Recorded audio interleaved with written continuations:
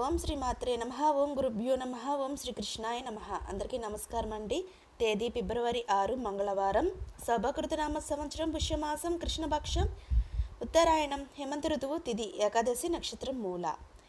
ఇవాల్టి మేషం నుంచి మీనం వరకు రాశి ఫలాలు చూద్దామండి. మొట్టమొదటిగా మేషరాశి వారికి వ్యాపారాల్లో ఆశించిన ఫలితాలు సాధిస్తారు. వృత్తి ఉద్యోగాల్లో కీలక నిర్ణయాలు అమలు చేస్తారు.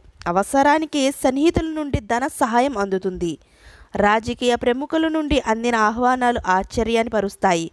స్థిరాస్తి కొనుగోలు ప్రయత్నం ఒక కొలిక్కి వస్తాయి. తదుపరి వృషభ రాశి వారికి వృత్తి ఉద్యోగాల్లో పని ఒత్తిడి అధికమవుతుంది. వ్యాపారాల్లో తొందరపాటు నిర్ణయాలు చేయడం మంచిది కాదు. కుటుంబ సభ్యులు మీ మాటకు విభేదిస్తారు. చేపట్టిన పనులు శ్రమాధిక్యతో కానీ పూర్తి కావు. ఆర్థికంగా కొంత గందరగోళ పరిస్థితులు ఉంటాయి. వృధా ప్రయాణాలు చేయవలసి వస్తుంది.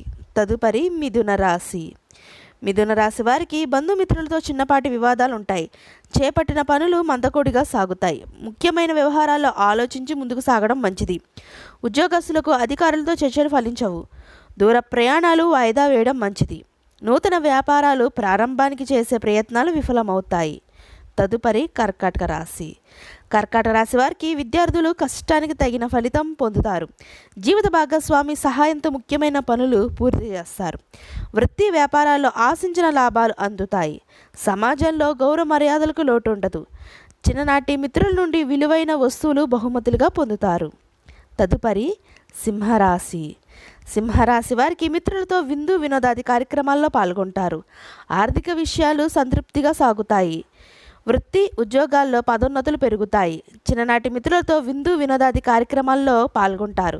నూతన వ్యక్తుల పరిచయాలు ఉత్సాహాన్ని ఇస్తాయి. చేపట్టిన పనుల్లో కార్యసిద్ధి కలుగుతుంది. తదుపరి కన్యారాశి వారికి నిరుద్యోగ ప్రయత్నాలు వాయిదా పడతాయి. వృధా ప్రయాణాలు చేయవలసి వస్తుంది.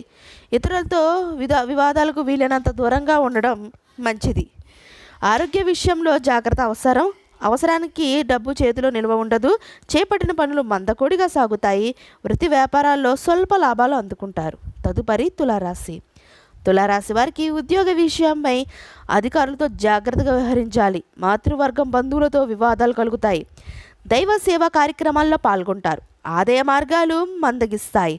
ఆరోగ్య విషయంలో అశ్రద్ధ చేయడం మంచిది కాదు. పాత మిత్రుల నుండి అందిన సమాచారం ఊరట కలిగిస్తుంది. తదుపరి వృశ్చిక రాశి వారికి గృహమున శుభకార్య విషయంపై ప్రస్తావన వస్తుంది. ఆర్థిక రుణాలు సమస్యల నుండి కొంతవరకు బయటపడతారు. వృత్తి ఉద్యోగాల్లో మీ పనితీరు అందరినీ ఆకట్టుకుంటారు. ఆప్తుల నుండి శుభవార్తలు అందుతాయి. నూతన వస్తు వాహనాలు కొనుగోలు చేస్తారు. బంధుమిత్రులతో పుణ్యక్షేత్రాలు సందర్శిస్తారు. తదుపరి ధనుసు రాశి వారికి వ్యాపార విస్తరణకు ప్రయత్నాలు ఫలించవు. జీవిత భాగస్వామితో చిన్నపాటి వివాదాలు ఉంటాయి. ఉద్యోగస్తులకు అదనపు పని భారం వల్ల తగిన విశ్రాంతి లభించదు. ఆధ్యాత్మిక చింతన పెరుగుతుంది.